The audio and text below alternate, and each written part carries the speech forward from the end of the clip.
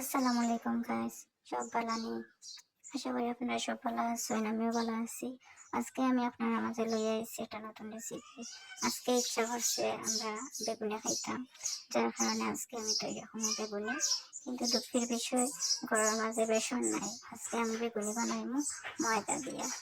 আমি প্রথমে এখানে ময়দার মাঝে একটু পানি দিয়ে ভিজাইয়া রাখি দিচ্ছিলাম 10-15 মিনিট আগে।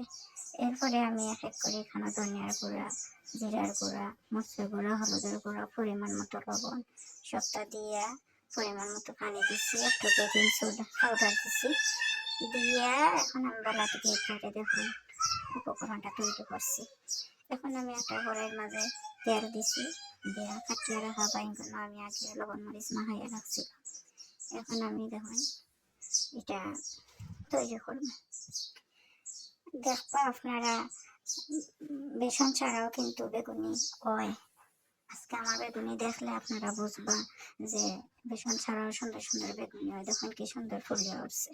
আপনারা সবাই আমার চ্যানেলটা সাবস্ক্রাইব করবা, আপনারা ভালো লাগলে লাইক শেয়ার কমেন্ট করবা, আমরা পাশে দাঁড়াইবা থাকবা, পাশে আমরা ভিডিও দেখবা। আশা করি আমরা উপকার হোক, এটা আপনারা চাইবা। আমি এখন বেগুনি হয়ে গেছে, উল্টাই লেছি। এখন তুলে লাইব, তুলে আমি পরবর্তীতে আর এক বেগুনি দিব একটা একটা করে। এবং প্রথম দিছি যার কারণে একটু লেট হয়েছে, পুরো তেল ঠান্ডা আসলো, পুরোর গুনায় তো সময় লাগতো না। আজকে আমরা 4-5 জন রোজা আছি, ও চিন্তা করলাম তাইলে একটু আমরা জাল কিছু একটা বানাইয়া খাই, ও বেগুনি বানাইলাম। দেখুন আমার পরবর্তী জাফর বেগুনিগুলা বেশি সুন্দর হয়েছে। প্রথমগুলো আমার এত বেশি সুন্দর হয়েছে না, ফুলছে কম।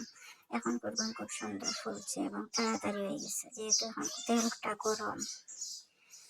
আমি আশা করি আপনারা সবাই আমার পুরো ভিডিও দেখবেন। আর দেখুন আমার এক এক করে সবগুলো বেগুনি আমার ভাজা শেষ। কত সুন্দর কালার হয়েছে। আমি এক পাতিল বেগুনি বানাইছি। আপনারা সব ভালো থাকুন, আল্লাহ হাফিজ।